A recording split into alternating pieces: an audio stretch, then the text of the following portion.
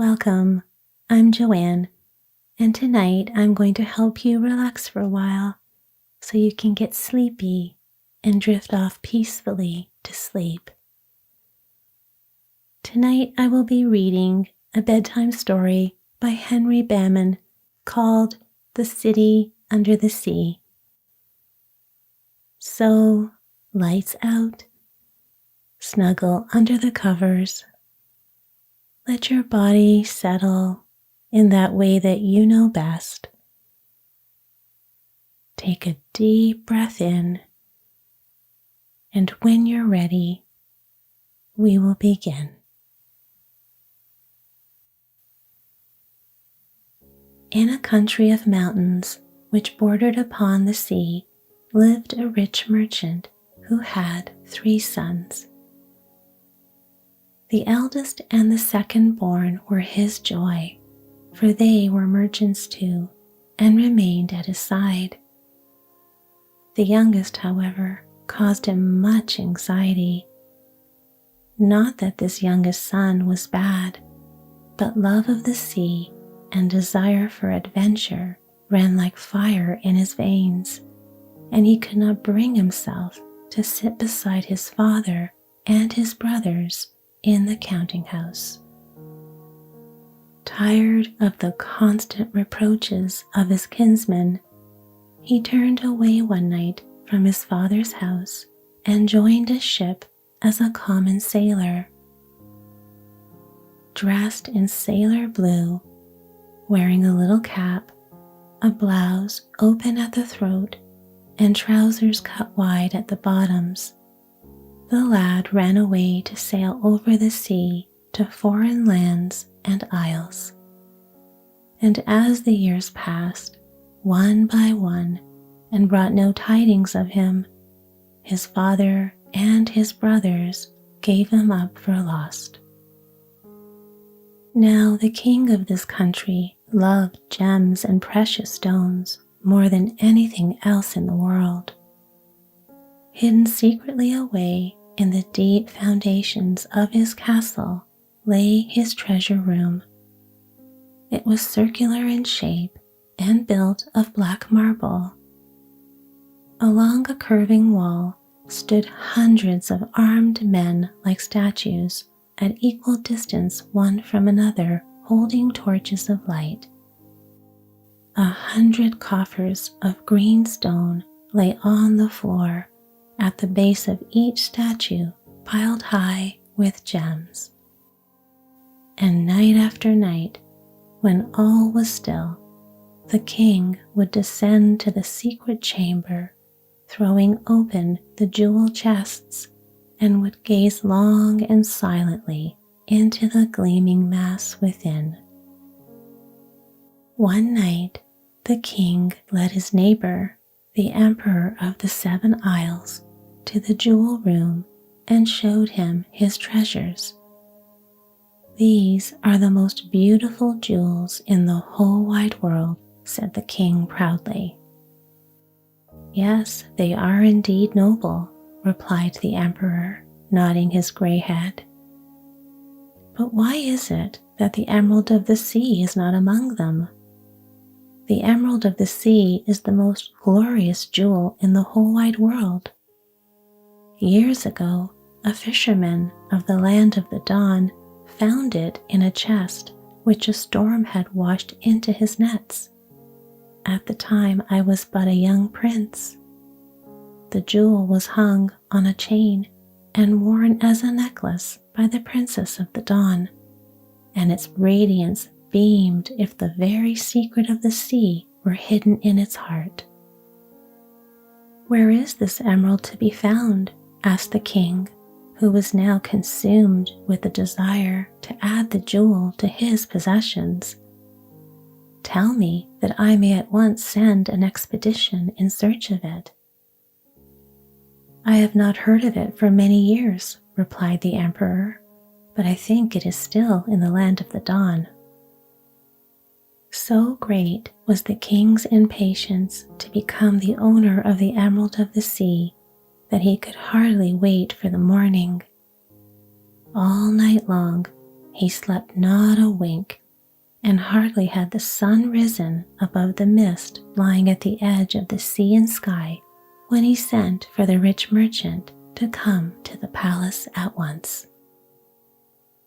Wondering much at the summons, the merchant made haste to the palace and was taken instantly before the king.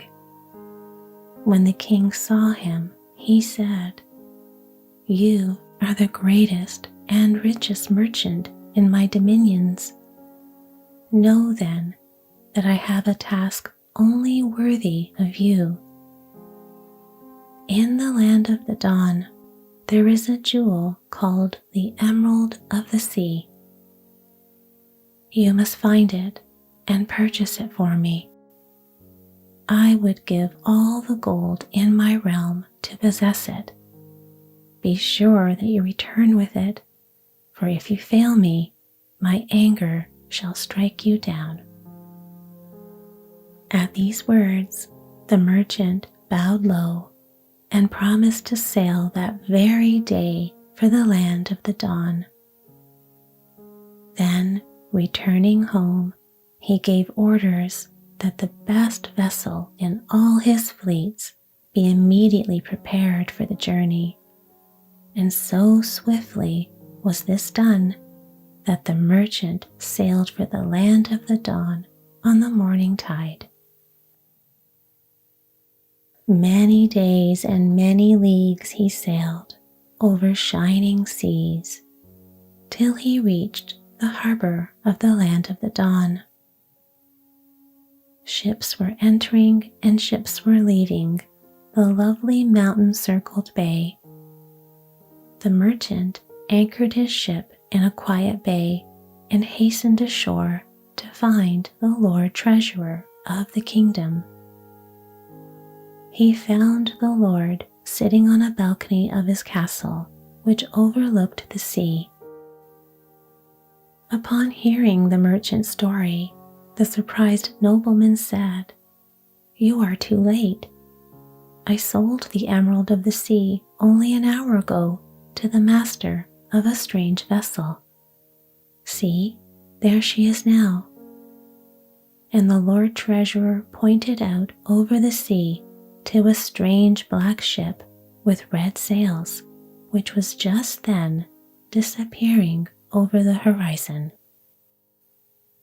Thankful that the other ship was still in sight, the merchant hurried back to his own vessel and gave chase. Luckily, there was a full moon that night, by which the shadowy hulk and the swaying masts of the black ship could be seen. All the next day they sailed, but never close to the other vessel did they come. Another night and another day found them no closer. Finally, late in the afternoon of the third day, a great storm came sailing over the edge of the sea. A blast of wind struck the merchant's ship, then a torrent of rain, and when night came, the storm was at its height. When the daylight came again, the other ship had completely disappeared. The merchant sailed here and sailed there, but never a sign of the stranger could he find. At last, with a heavy heart, he gave up the quest and returned to his king with the unfortunate tidings.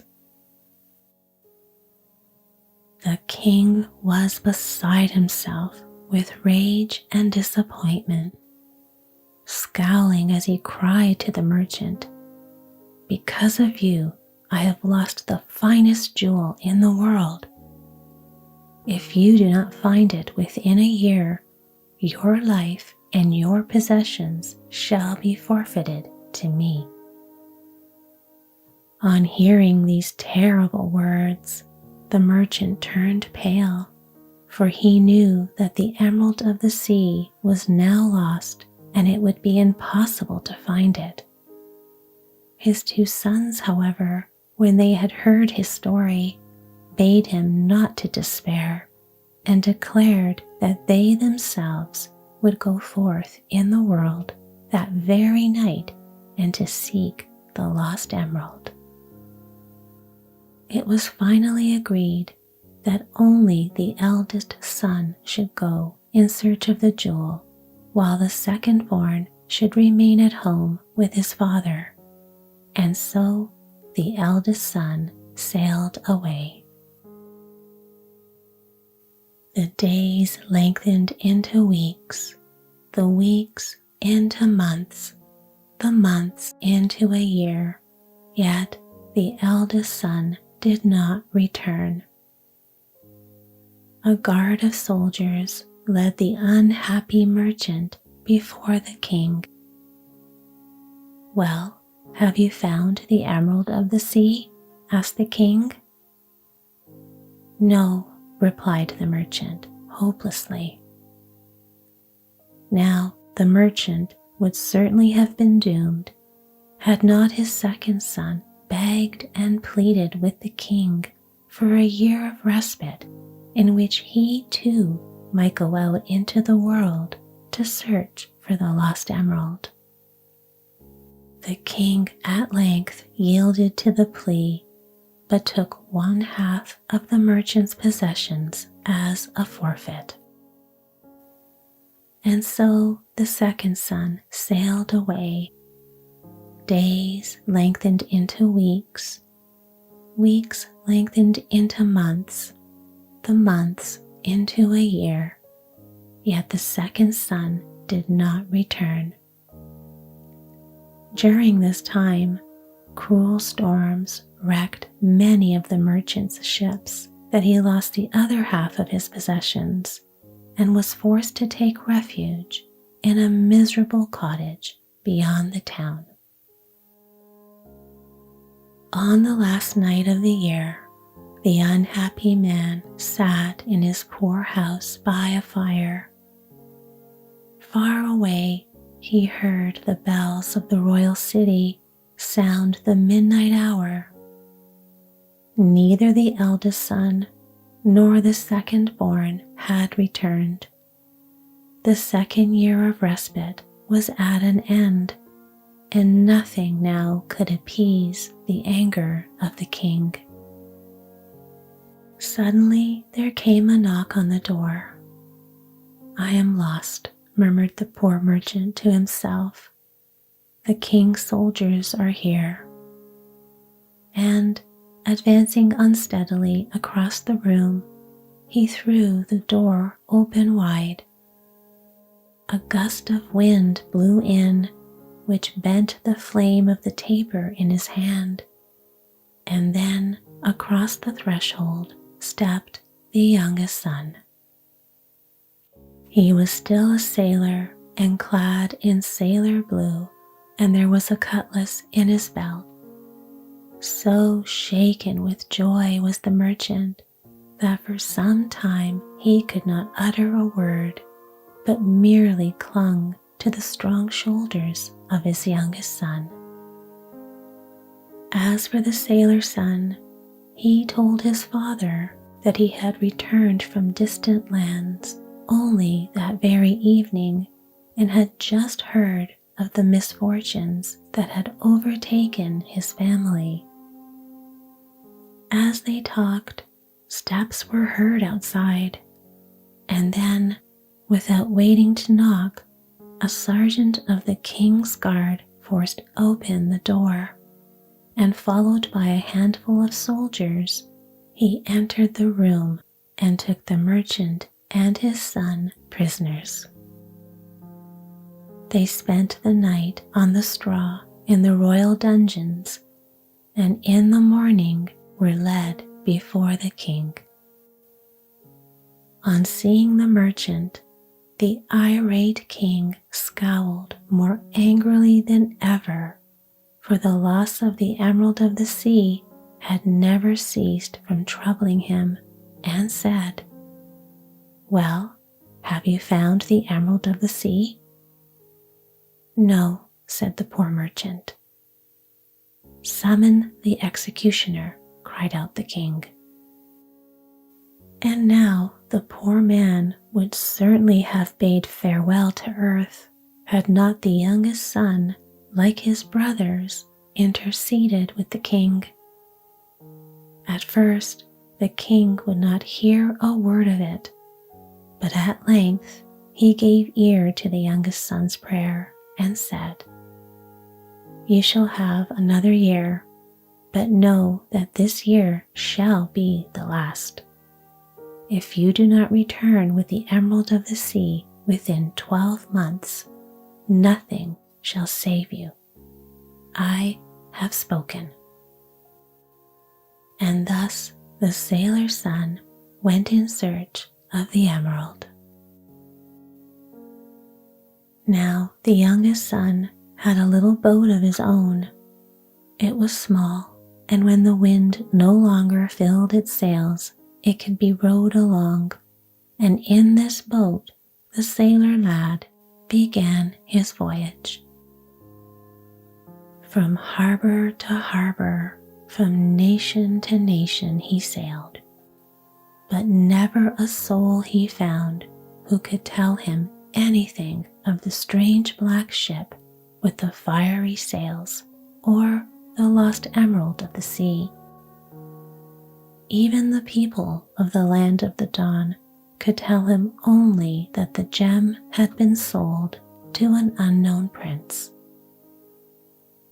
A harsh winter came, and in one of the sudden storms, his little boat went ashore on a rocky coast and was soon pounded to pieces by the waves. The sailor thrown into the sea during the wreck was tossed and trampled by the waves, and he reached the shore far more dead than alive. Had it not been for a poor fisherman and his wife, there would have been no more story to tell. But these good people rescued the sailor from the stormy waters and nursed him back to health and strength again. The sailor told the good couple the story of how he had gone into the world to seek the Emerald of the Sea. "But my poor lad," said the kind fisherman, "the Emerald of the Sea has vanished forever from mortal eyes." "What? You know of the emerald?" cried the sailor. "Yes, my friend," replied the fisherman. 2 years ago, the Prince of the Unknown Isles sent the finest vessel in his fleet to the land of the dawn to buy the jewel. A beautiful ship was she, with a hull as black as night and sails as red as fire. My brother and I sailed in her crew. The jewel was taken aboard. Our brave ship set sail for the unknown isles. Hardly were we at sea for 3 days when a storm overtook us and sank the vessel. By chance, I was tossed in the water near a floating piece of the broken mast and clung to this until a passing vessel found me. Of all aboard, I alone survived, and now the Emerald of the Sea lies 40 fathoms deep and never more to be seen but by the creatures of the sea. Hearing this, the brave sailor's heart became like ice. "Nevertheless," he cried, "my friend, I know that what you say is true, yet I must still try to save my father." Hearing this, the fisherman's wife, a quiet, good woman who had had little to say, whispered that it would be in his best interest to consult the Witch of the Sands. "The Witch of the Sands? Who is she, and where can I find her?" cried the sailor. "The Witch of the Sands lives 100 leagues from here. All the mysteries of the waters are in her keeping, and she has an answer for them all. You must go to her and ask her to help you." So the sailor thanked the good fisherman and his wife and set out to walk the 100 leagues to the house of the Witch of the Sands. His path lay along a desolate and lonely shore on whose rocky beaches old wrecks lay rotting. On the third day, just as the sun was setting into the shining waters, the sailor arrived at the witch's dwelling. The witch had made her home in a deserted old ship which a storm of long ago had cast far up the sands. "Good evening, madam," said the sailor in his politest manner as she came out to greet him. "You are the third person who has come here to ask me about the Emerald of the Sea. I know you are the youngest son. Your 2 brothers, too, have been here to ask me the way under the sea. I told them, but they haven't come back yet. Yes, I can show you, too, the road to under the sea. But do not ask me about the emerald, because I do not know where it is. Now, when you do get to the underwaters, you'll have to hurry back quickly, for the year which the king gave your father is almost gone. Before you can go down into the waters, I shall have to give you an enchanted ring. The path to the city under the sea begins 100 leagues to the north in the high cliffs there. When the tide is low, you'll find the mouth of a great cave. Walk down this cave and down and down and down till you feel water rising around your feet. Then you must put on my ring and then continue to walk ahead. Soon you will see the city shining in the waters. Once there, seek out the king and tell him of your quest. But on no account eat or drink anything offered to you while you are in the underwaters. If you do, you will forget everything of your past life, your father, your quest, and the Emerald of the Sea. Let one drop pass your lips, and you will spend the rest of your life under the waves. Here is the enchanted ring. Put it in your pocket."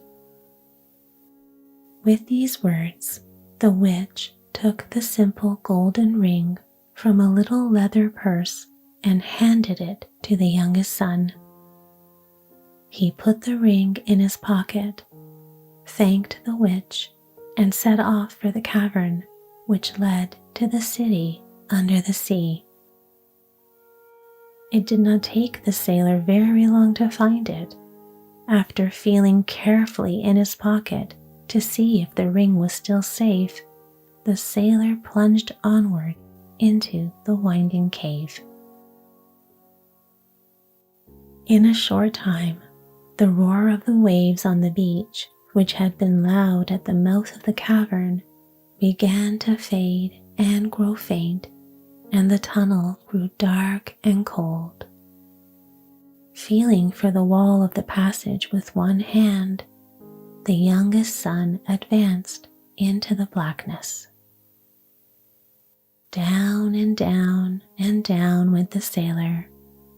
Then he began to hear the lapping of the wavelets in the darkness, and then a few minutes later he felt himself advancing into deepening water. Then stopping for an instant, he put on the golden ring as instructed by the witch and continued to walk forward.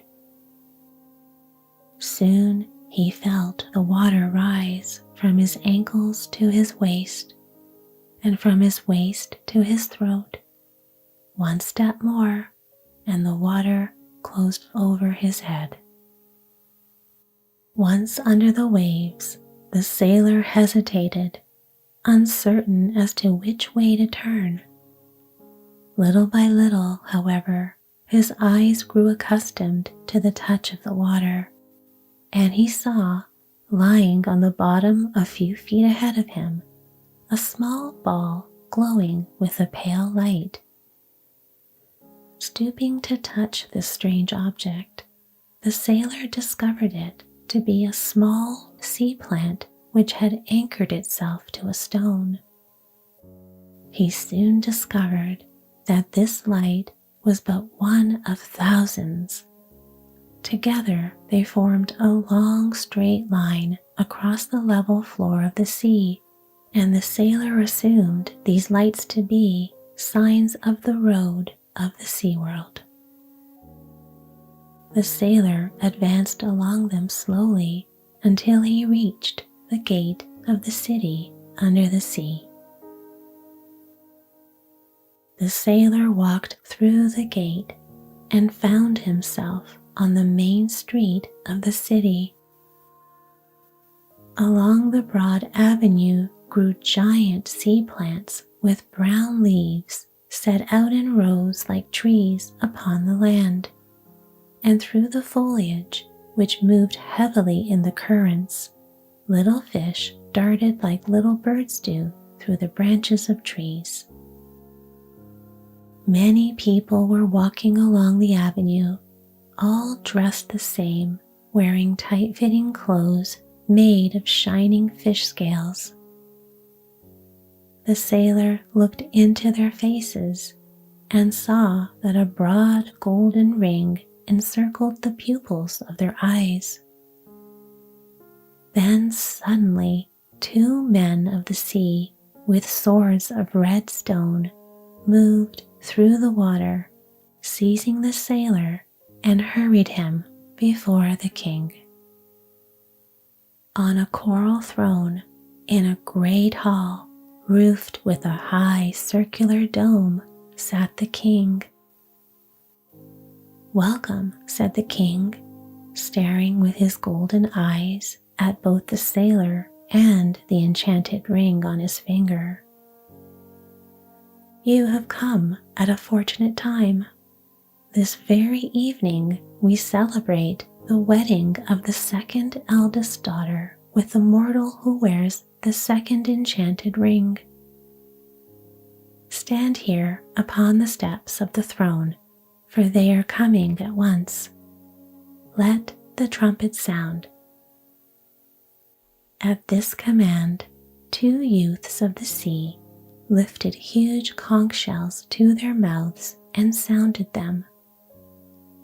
Great doors to the hall instantly opened wide, and in walked the Sea King's second daughter, hand in hand with a young man in whom the sailor recognized as his second oldest brother. Presently, the conch shells sounded again. "The prince and the princess," cried a voice, and the king leaned over from his throne and whispered in the sailor's ear, "This is my eldest daughter and her husband. They were married just a year ago. The prince is also from the world above and wears the first of the enchanted rings." In entered the eldest princess of the sea, walking by the side of her husband, and in the husband the young sailor beheld his eldest brother. The young sailor stretched out his arms to his brothers. Neither of them remembered him, for while faint and hungry, they had forgotten the warning of the witch and had eaten the food of the underworld. The memory of the world above, the lost emerald, and their father's plight faded away. The conchs sounded a 3rd time.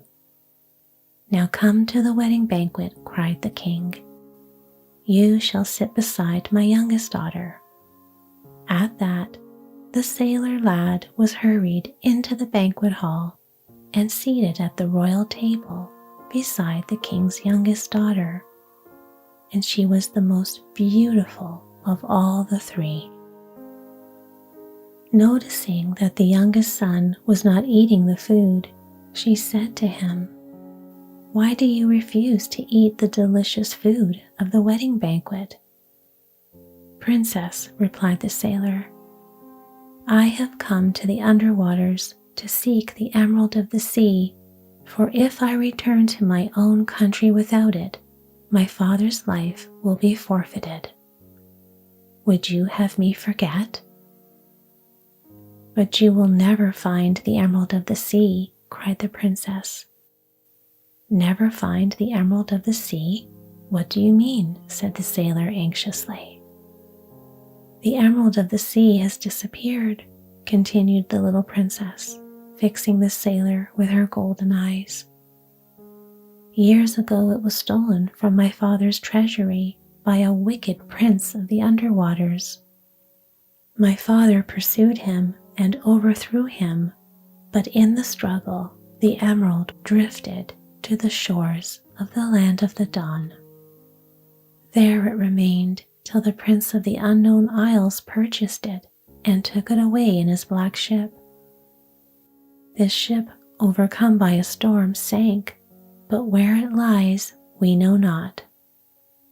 Whoever finds it shall be master of the land under the sea, for the emerald is master of us all.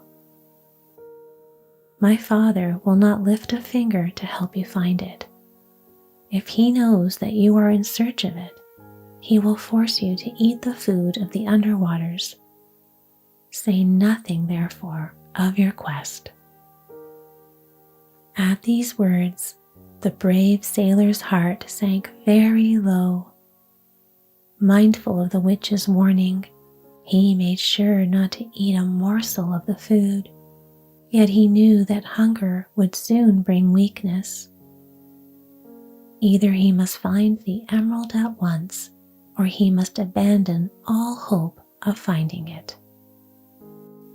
In the meantime, far away upon the land, the poor merchant whom the king had now cast in prison watched the days pass one by one until the last year had now come to its end. Every morning he would ask for tidings of his sailor's son, but there were no good tidings to tell. And now back to the underwaters. The eldest sister said, "We must rid ourselves at once of this newcomer. Do you not see that he is the younger brother of our husbands? I saw him stretch out his arms to them as they passed. If we are not careful, he may lead them away from us. Let us tell our servants to lie in wait for him and deliver us from such a danger." Later that evening, just as the poor sailor was standing by one of the great doors, a dozen rogues in the service of the eldest sister fell upon him, bound him with cords, and dragged him through the water to the royal stables. Now the people of the underwaters, having no horses, had tamed great dolphins to carry them about. 100 of these dolphins were ranged along the side of the stables, and on the fiercest and angriest of them all, the princess's servants tied the sailor.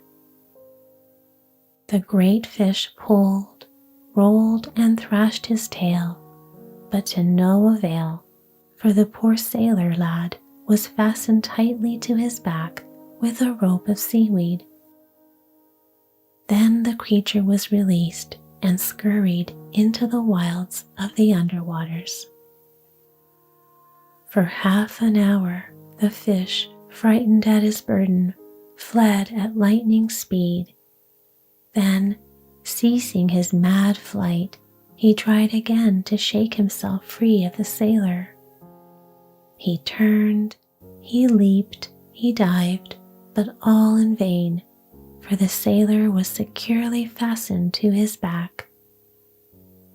All that long night he fled. Toward the morning of the next day, however, the sailor managed to work one arm free and draw the cutlass from his waist. With this, he released himself from his bonds and rolled off the fish's back. The great animal, delivered of the weight, shot madly toward the surface, but the sailor tumbled through the waters to the bottom. Weak and hungry, the poor young lad gazed about in the half-gloom and found himself on the lower slopes of a sunken mountain rising from the ocean floor. In no direction could he find a sign of the city under the sea. Hoping, however, to see better from the mountain's top, he decided to climb it. Strange plants and shells lay in the crevices of the weedy rocks. Schools of bright fish fled past him like living arrows, and huge crabs scuttled away as he appeared. Suddenly, lying on her side in a little ravine of the mountain, he saw a ship, the black ship of the Emerald of the Sea. Though very weary and weak, it took the sailor but a moment to clamber aboard and hurry past the broken masts into the captain's cabin. A steady green radiance shone in one corner of the weedy room, and hastening toward it, the sailor found at last the Emerald of the Sea. The box which had enclosed it had rotted away and fallen apart. "Victory!" cried the sailor. "The emerald is mine at last, and I shall save my father." He took the great jewel from the broken box and rested it in the cup of his two hands. How it glowed on his pale flesh! Then, thrusting it into a pocket, he hurried out again to the mountainside. In the world above, it was high noon, and the level rays of the sun beat deep into the green waters. So bright had the slope become that the sailor lad felt sure that he could not be far from the surface of the waves. Moreover, if the mountain top rose above the waters, it would form an island in the upper world. And so, indeed, it was. Climbing on toward the top of the mountain, the sailor first scaled a steep cliff, and at the top of this he found a gentle slope of sand. The sun rays now illumined the water so brightly that the air seemed only a little distance away. The water grew very much warmer. The shore was finally at hand. A few steps more, and the youngest son emerged on the beach of a beautiful isle. Half blinded by the sun, he walked toward the dry land. There he found some delicious fruits growing and a rippling brook of crystal water. He ate and drank, and his strength returned. Himself again, the sailor took the Emerald of the Sea in his hands and cried, "By the power of the Emerald of the Sea, I summon here the two elder princesses of the underwaters and my two brothers, their husbands." There was a sound of far thunder under the clear blue sky, and a moment later 4 heads rose out of the waters, and shaking the salt spray from their eyes, the princesses and the brothers walked through the shallow water to where the sailor was standing. The princesses were very much frightened when they beheld the sailor holding the all-powerful emerald, and falling to their knees, begged him to forgive their misdeeds and to not take away their loved ones. "Be merciful and forgive," said the younger of the sisters. "After all, had we not caused you to be spirited away, you never would have found the emerald." "That is true," said the sailor. "My brothers shall decide for themselves. Break then the spell which binds them to the underwaters. Restore to them their memory of the past, and if then they choose to remain, I shall not try to lead them away. Reverse the spell." "That is easily done," said the elder sister. "Let them but touch the food or drink of the upper world, and their memory will return." In less time than it takes to tell it, the sisters offered the enchanted brothers water from the rivulet.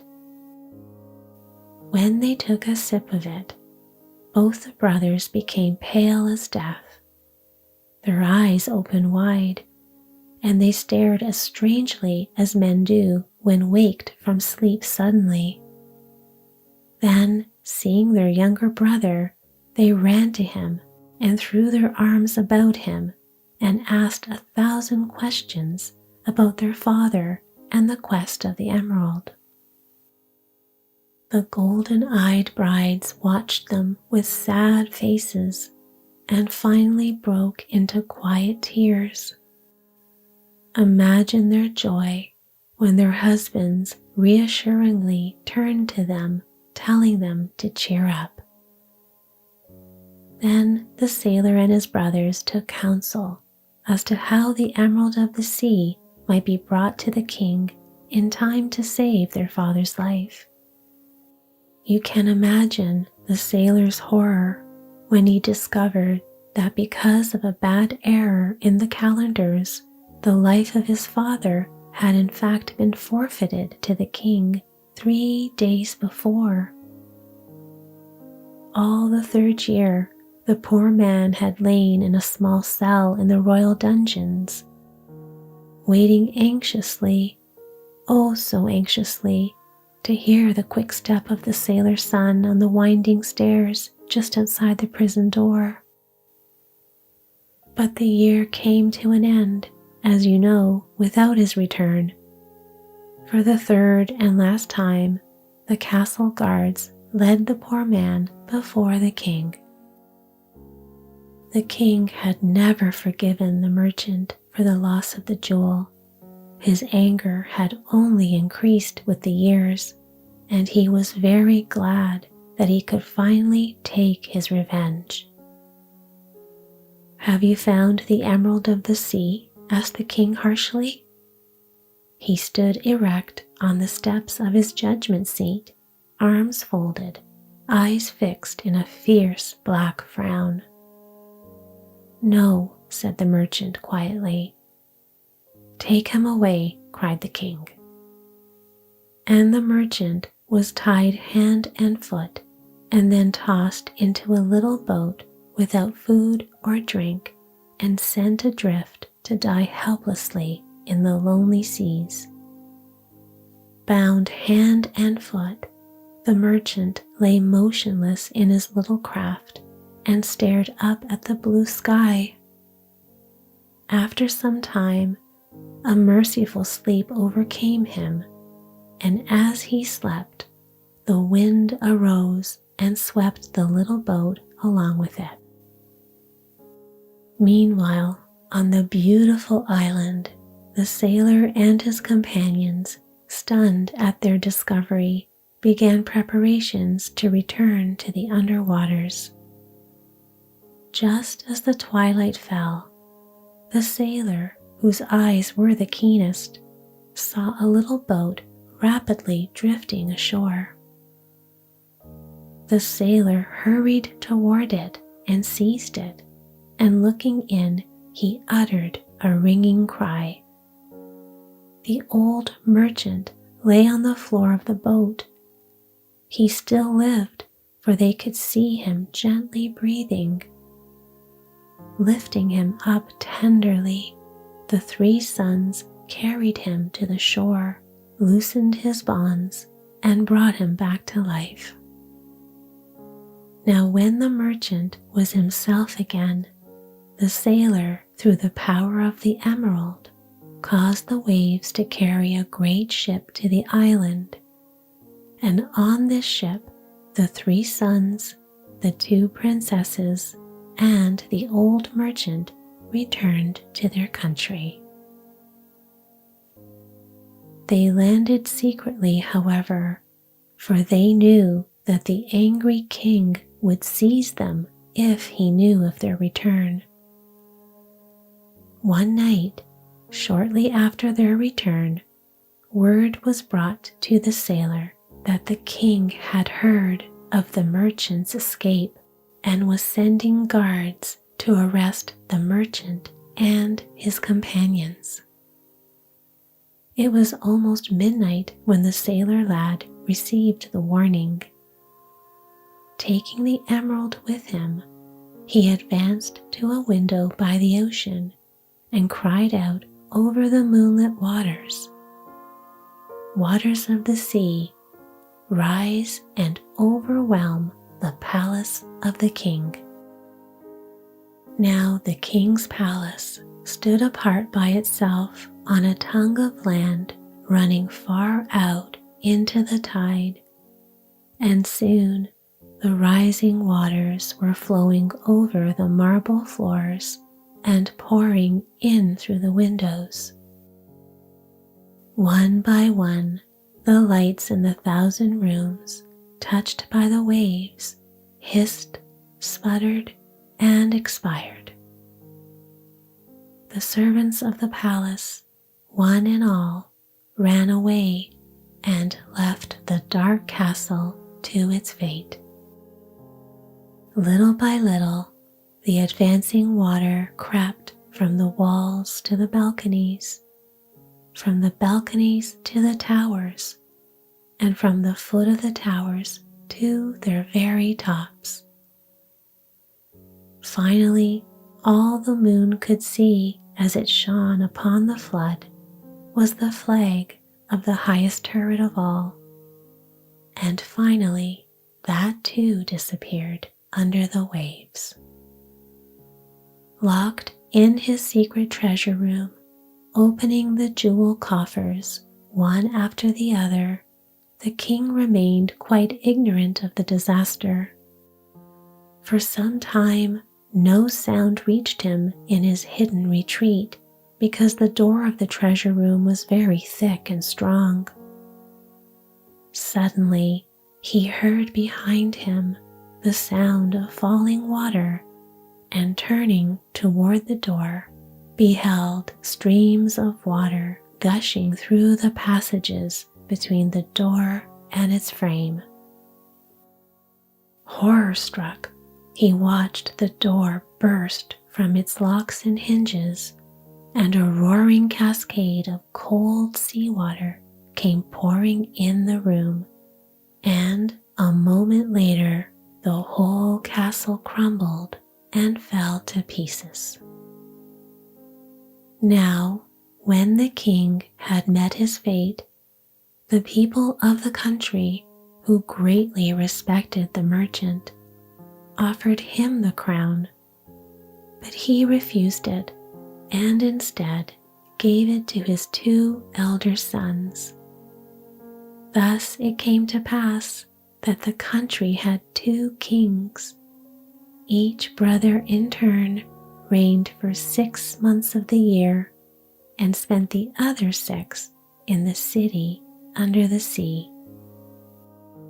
As for the sailor lad, he sailed the sea for many years and finally married a beautiful young woman who he happened to meet on one of his travels.